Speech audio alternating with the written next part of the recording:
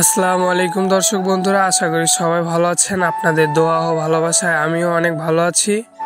তো আজকে আমি সোনাপুকুর গ্রামের ছোট্ট একটি অংশ দেখাবো, যেটি বল্লাপাড়া নামে পরিচিত। আর আজকে আমি যেই পাড়াটি দেখাতে যাচ্ছি, এই পাড়ায় কিন্তু আমার বাড়ি। তাই ভিডিওটা না টেনে শুরু থেকে শেষ পর্যন্ত দেখতে থাকি।